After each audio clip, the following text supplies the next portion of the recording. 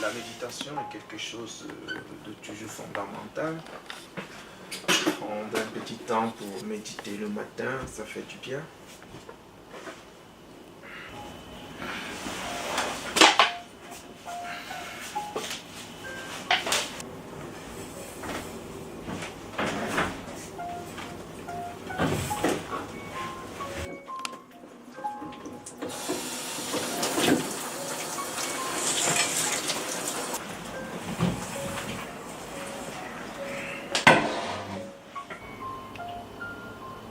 Je suis animateur en aumônerie jeune. Ça fait presque 20 ans, je suis dans la pastorale des jeunes. Je suis également écrivain, j'ai écrit au total 9 livres. Il y en a 2 qui sont actuellement aux éditions du Net. Ma force de vivre et ce que je veux m'interroge. Ce que je fais également, je donne pas mal de conférences un peu partout, au Cameroun, en France, en Italie, dans d'autres pays du monde pour partager mon expérience.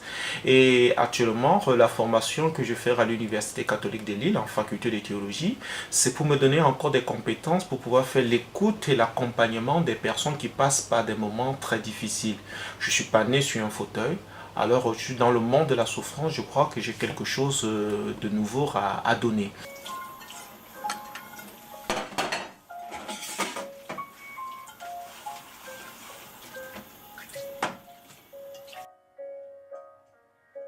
Voilà, j'ai choisi de garder une vie de célibat, j'ai choisi de garder une vie complètement donnée au service des autres. Voilà, je me réalise dans ce don total qui est de participer à offrir du sourire à des personnes qui souffrent. C'est une manière de vivre, c'est une manière d'être plus disponible. Voilà, je me sens épanoui dans ce style de vie. Je me sens épanoui avec cette famille qui m'aime et aussi avec cette grande famille, des amis que je me fais tous les jours. On arrive à passer des moments magnifiques et ça dépasse mon handicap, ça transcende mon handicap.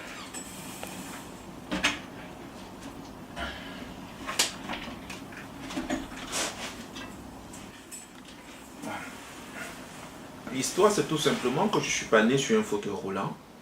Et il y a quelques années, j'ai fait un accident de la route. La maladresse d'un chauffeur m'a valu une compression totale de ma moelle épinière. Depuis 12 ans, donc, je suis sur le fauteuil roulant. Je dépends d'une tierce personne pour pouvoir gagner un maximum en autonomie.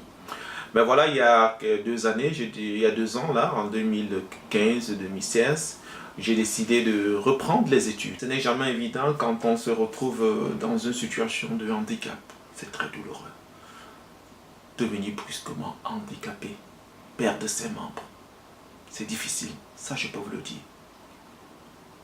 Mais parce que la vie va au-delà de ça, il a fallu puiser des forces très loin, au plus profond de moi, en me se disant que tant qu'il y a la vie, il y a encore l'espoir. Voilà. Et c'est cet espoir qui me pousse à aller de l'avant et qui me dit, rien n'est impossible, tout est encore possible. Il est temps de se préparer pour une nouvelle journée universitaire.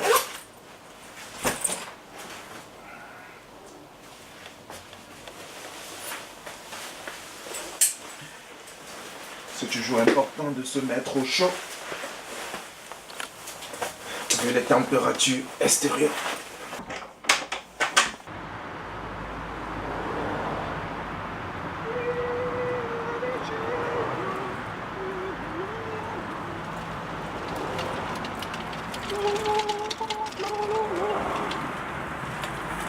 Et au-delà de mon handicap, je reste convaincu que je peux apporter quelque chose à la société. Je peux aussi apporter quelque chose à ceux qui sont autour de moi. La nature est une source d'inspiration. La nature est une source de profondeur. Quoi de plus beau de pouvoir respirer cet air spécial. Voilà. Il y a des moments où les fleurs tombent. Il y a des moments où l'arbre fleurit. Voilà. Il y a des moments où on ne se sent pas bien. Il y a des moments aussi où on avance, parce qu'on reste toujours convaincu que tout est possible, qu'au-delà du handicap, il y a quelque chose à donner, quelque chose qui transcende la souffrance.